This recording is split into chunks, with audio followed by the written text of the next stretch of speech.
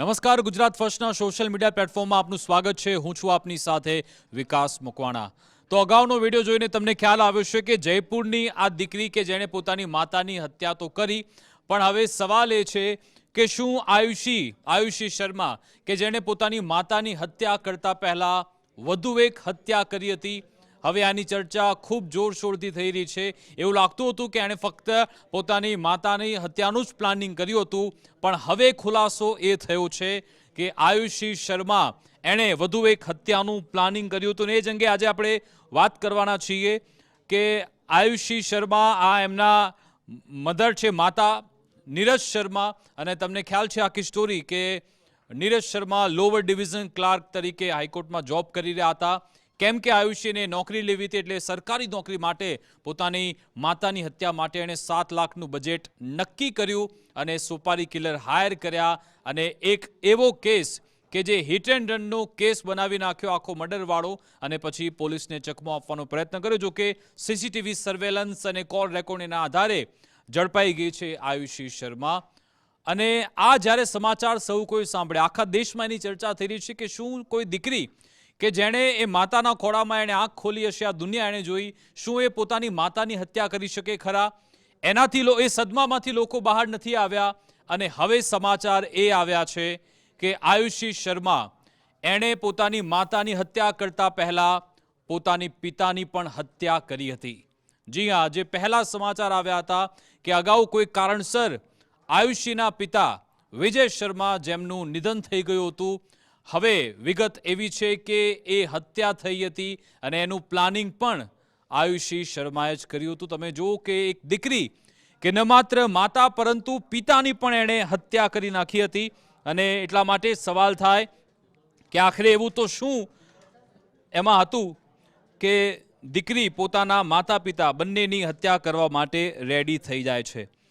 હવે આ વિગતવાર આ કહાનીની વાત કરું તો પહેલા જે આખો કિસ્સો એવો બન્યો હતો કે જ્યારે પહેલી જે સ્ટોરી સામે આવી હતી કે કેમ કે અનુકંપામાં નોકરી મળતી હોય છે, વિજય શર્મા એમનું નિધન થઈ ગયું, એમની પાસે કરોડોની જમીન હતી, 14 કરોડની જમીનનો પણ એટલે મિલકતનો પણ આખો એમાં કિસ્સો હતો, સાથે સાથે એમની જે નોકરી હતી, અને કહેવાય રહ્યું છે કે આયુષી શર્માને એ નોકરી જોઈતી હતી, અને પછી જ્યારે વિજય શર્માનું નિધન થઈ જાય છે, અનુકંપાના આધારે આ નોકરી પછી મળે છે નીરજ શર્મા, એમની વાઇફને।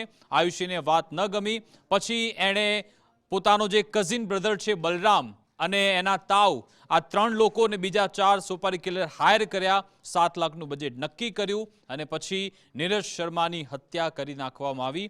અને આખા ઘટનાક્રમમાં આયુષી શર્માના મામા છે, રાજેશ શર્મા એમનું નામ છે, એમને શક ગયો, કારણ કે એ આ આખો ઘટનાક્રમ પહેલેથી જોઈ ચૂક્યા હતા। જ્યારે આયુષીના પિતાનું નિધન થયું ત્યારે પણ, અને આયુષીની માતાનું નિધન થયું ત્યારે પણ। અને તમને ખ્યાલ છે કે આ આખો કેસ આયુષીના મામાના કારણે જ બહાર આવ્યો, કારણ કે જ્યારે નીરજ શર્મા, આયુષીની માતાનું નિધન થયું ત્યારે રાજેશ શર્મા જે હતા કે જેમણે પોલીસ તપાસ કરાવડાવી, અને પછી આ ખુલાસો થયો કે ભાઈ આ તો ફૂલ પ્રૂફ મર્ડર પ્લાનિંગ કરવામાં આવ્યું છે। અને આ કિસ્સા, આ આખો મામલો પણ આયુષી શર્માના મામા જ સામે લઈને આવ્યા। રાજેશ શર્મા છે એમના મામા, એમણે ફરી એકવાર જયપુર પોલીસને એક આખી અરજી કરી છે, વિગતવાર આખી ડિટેલ એમણે જણાવી કેમ એમને લાગી રહ્યું છે કે આયુષી શર્મા એણે જ પોતાના પિતાની હત્યા કરી હતી।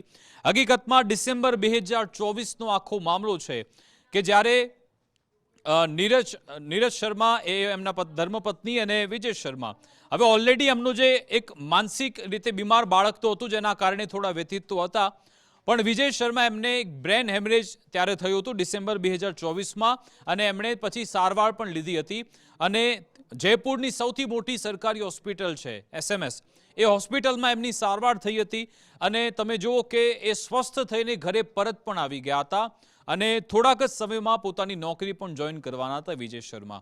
અને કેમ કે એમણે થોડી રજાઓ લીધી કે થોડો આરામ કરીને પછી હું નોકરી પછી જોઈન કરી લઈશ, પણ એ દરમિયાન એવું તો શું થાય છે કે જે આ કિસ્સામાં જે પ્લાનિંગ કર્યું હતું, આયુષીનો ભાઈ, કઝિન બ્રધર બલરામ અને આયુષી બંને ભેગા મળીને એવું નક્કી કરે છે, આ લોકો એમ કહે છે કે પપ્પાને થોડી વધારે એમને સારવાર આપવાની જરૂરિયાત છે, પ્રાઇવેટ હોસ્પિટલમાં આપણે સારવાર અપાવી પડશે, કારણ કે હજુ બરાબર ટ્રીટમેન્ટ થઈ નથી। એમ કરીને ડિસેમ્બર 2024માં આયુષી શર્મા અને તેનો ભાઈ બલરામ બંને વિજય શર્માને લઈને જતા રહ્યા એક હોસ્પિટલમાં સારવાર કરવા માટે. તમે જુઓ કે નીરજ શર્મા પોતે અસ્વસ્થ હતા, એમનો દીકરો એ પણ માનસિક રીતે બીમાર હતો, એટલે પણ ઘરની બહાર નીકળી શકતા નહોતા. એટલે માતાએ દીકરીના ભરોસે રહ્યા. માતાને એમ થયું કે દીકરી તો પોતાના પિતાના માટે સારું જ કરશે. પણ તમે જુઓ જે આરોપ મામા લગાવી રહ્યા છે, મામા કહી રહ્યા છે કે 3 મહિના સુધી અમને કીધું જ નહીં આયુષીએ કે એના પિતાને આખરે તેણે ક્યાં દાખલ કરાવ્યા છે. ત્યાંના લોકો પૂછતા રહ્યા તો એ કહેતી હતી કે આ ઘરથી હોસ્પિટલ ખૂબ દૂર છે, પપ્પાની ખૂબ સારી સારવાર ચાલી રહી છે, તમે કોઈ ચિંતા ન કરો. અંતે જ્યારે પછી લગભગ 2-3 મહિના જેટલો સમય થયો ત્યારે આયુષીની માતા નીરજ શર્માએ કહ્યું કે મારે તારા પપ્પાને મળવું છે, મારે મુલાકાત કરવી છે. એટલે પછી આયુષીની માતા નીરજ શર્માએ પોતાના ભાઈ રાજેશ શર્માને એમને ફોન કર્યો અને કહ્યું કે આપણે કોઈ બીજા સંબંધીને બોલાવી દો કે જે દીકરાની સાર સંભાળ રાખે, મારે મળવું છે મારા પતિને. અને પછી ના છૂટકે પછી આયુષી શર્માએ એડ્રેસ આપ્યું અને કહ્યું કે પપ્પા આ હોસ્પિટલમાં દાખલ છે. અને જ્યારે આ નીરજ શર્મા અને એનો ભાઈ એટલે કે આયુષીના મામાએ જ્યારે હોસ્પિટલ પહોંચ્યા એ લોકો અચમચી ગયા, કારણ કે ડોક્ટરે એમ કહ્યું જે વ્યક્તિ 3 મહિના પહેલા એકદમ સ્વસ્થ થઈને ઘરે આવી ગયો હતો એના માટે ડોક્ટરે કહ્યું કે એ તો આઈસીયુમાં છે, એમના બંને ફેફસામાં પાણી ભરાઈ ગયું છે, 90% ઓર્ગન એમના ફેલ થઈ ગયા છે. એટલે કે અમે બનતી તમામ પ્રયત્નો કરીએ છીએ, અમે મદદ કરીશું, પણ અમને લાગતું નથી કે આ કેસ બચે એવો હોય. એટલે ત્યાં નીરજ શર્મા અને એમના ભાઈ સમજી ન શક્યા કે આખરે એવું શું થયું કે જે વ્યક્તિને ફૂલ પ્રૂફ એની સારવાર થઈ ગઈ હતી, ઘરે આવી ગયા હતા, અચાનક આટલી બધી શરીરમાં શું ખામી આવી ગઈ. પણ આ સમયગાળો એવો છે કે જ્યારે લોકો કશું વિચારી શકતા નથી. અને આયુષી એણે તુરંત જ એવું કહ્યું કે ભાઈ આપણે પપ્પાને હવે ઘરે લઈ જવા પડશે, કારણ કે અંતિમ સમય આવી ગયો છે. અને આ સમય હતો 24 એપ્રિલ 2025નો. આ દિવસે જ્યારે હોસ્પિટલમાંથી ડિસ્ચાર્જ એમણે લઈ લીધો ખાનગી હોસ્પિટલમાંથી, અને એ જ દિવસે વિજય શર્માનું નિધન થઈ જાય છે. અને જેવું વિજય શર્માનું નિધન થયું, આયુષી ફરી કહે છે કે ચલો આપણે હવે અંતિમ સંસ્કાર કરવાના છે. ફટાફટ ગામડે એમના મૃતદેહને લઈ જવામાં આવ્યો, અંતિમ સંસ્કાર પણ કરી દેવામાં આવ્યા. એટલે કે પોસ્ટમોર્ટમ થાય જ નહીં એ માટેની પૂરી તૈયારી આયુષી શર્માએ કરી હતી એવું એના મામાનું કહેવું છે. તુરંત જ અંતિમ સંસ્કાર થઈ ગયા. અને જ્યારે અંતિમ સંસ્કાર થયા ત્યારે પણ રાજેશ શર્માએ કહ્યું, એના મામાએ, કે હું જ્યારે આયુષીને જોઈ રહ્યો તો એના હાવભાવ, એની ચાલ એકદમ અલગ જ હતી. મને પણ કેમ કે મામાએ વિચારી પણ નહોતા શકતા કે શું દીકરી પોતાના પિતાની હત્યા કરી શકે. એ કદાચ એમને શંકા ગઈ, પણ એ વિચારી નહોતા શકતા. જો કે એ વખતે ચૂપ રહ્યા. પણ એક શંકા તો એમને હતી કે આખરે આ 3 મહિના ક્યાં અંડરગ્રાઉન્ડ રહ્યા હતા બલરામ અને આયુષી, એ જાણી ન શક્યા. આખો મામલો આગળ વધ્યો. તમે જુઓ અંતિમ સંસ્કાર થઈ ગયા એના એક જ સપ્તાહમાં 7 દિવસ હજુ તો થયા હતા. ટોટલ એ 12મું પણ નહીં પત્યું હોય. 7મા દિવસે આયુષીએ એ નોકરી માટે એણે ફોર્મ ભરી નાખ્યું. લોઅર ડિવિઝન ક્લાર્કની નોકરી માટે એણે ફોર્મ ભર્યું અને કહ્યું કે મમ્મી, જે પપ્પાની જે નોકરી જે એમના બાદ મળવાની એ નોકરી હું લેવા માંગુ છું, એના માટેનું હું ફોર્મ ભરી દઉં છું. વિચારો 7મા દિવસે જ્યારે આવું કરવામાં આવ્યું ત્યારે પણ માતા અને એના ભાઈ, એના આયુષીના મામા બંને પણ ચોંકી ગયા. પણ જોકે પછી આયુષીના મામાએ નીરજ પર પ્રેશર કર્યું, એની બહેન પર, કે બહેન તારે તારા નાના દીકરાને સંભાળવાનો છે, એનું ભરણ પોષણ કરવાનું છે. હજુ આયુષી ભણી રહી છે, LLBનો અભ્યાસ કરે છે, એની પાછળ આખી જિંદગી છે. એ પછી નોકરી બીજી સારી લઈ લેશે, એ વકીલ પણ બની શકે, જજ પણ બની શકે. અત્યારે તું નોકરી લઈ લે. એટલા માટે એ નક્કી કરવામાં આવ્યું કે નીરજ શર્મા એ ક્લાર્કની નોકરી સંભાળશે. અને ત્યારથી નક્કી કરી નાખ્યું હતું આયુષીએ કે હવે મારી માતાનો પણ કાંટો કાઢી નાખવો છે. અને તમે જો આખું પ્લાનિંગ એણે કર્યું. એ એના પપ્પાએ જે 2 ઘર લઈને રાખ્યા હતા એ બીજા ઘરમાં ત્યાં રહેવા જતી હતી, જ્યાં તાવ રહેતા હતા નજીકમાં. એ તાવ, એનું નામ છે મોહનલાલ, તાવનું નામ. પછી આ બલરામ, એનો છોકરો, અને આયુષી ત્રણે ભેગા મળીને આખું પ્લાનિંગ કર્યું.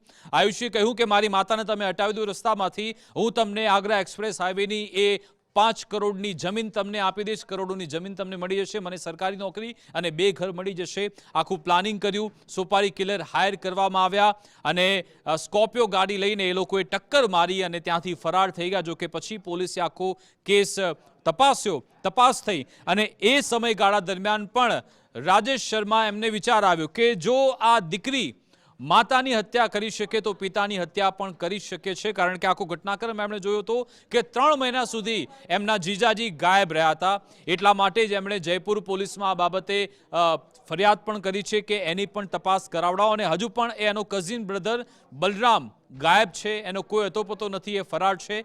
એ જ્યારે સામે આવી જશે ત્યારે વધુ ઓર ખુલાસા થશે. પણ તમે જુઓ કે આ સંબંધો ક્યાં જઈ રહ્યા છે. માતા પિતાની હત્યા કરવાનું કોઈ વિચારી શકે પણ ખરા? પોતાની માતા, વાહિલસોઈ માતા, અને તમે જુઓ આ બંનેનો સંબંધ તો કેટલો પ્રેમાળ, કેવો સરસ સંબંધ હોય છે, પણ એમાં પણ આવો બનાવ બન્યો છે. શું ફક્ત ને ફક્ત સંપત્તિ, નોકરી એ બધું જ લોકોને પ્રિય છે? માતા પિતાની આગળ એની શું સરખામણી થઈ શકે ખરા? એક વિચારવા લાયક આ આખો મામલો છે. પણ જોઈશું આગળ શું થાય છે. જ્યારે આયુષીને આ બાબતે પૂછવામાં આવ્યું, આ સમગ્ર બાબતે હજુ સુધી એ કશું જ બોલી નથી, પણ પોલીસની ફરિયાદના આધારે પોલીસની જે ફરિયાદ થઈ છે, પોલીસ આ બાબતે પણ એની પૂછપરછ કરશે. અને અગાઉ જે હોસ્પિટલમાં લઈ જવામાં આવ્યા હતા વિજય શર્માને, એની પણ તપાસ કરવામાં આવનાર છે. પણ આ આખી સ્ટોરીએ સૌ કોઈને અંદરથી હચમચાવી મૂક્યા છે. સૌ કોઈ વ્યથિત છે કે શું કોઈ દીકરી પોતાના માતા પિતા સાથે આવું પણ કરી શકે ખરા?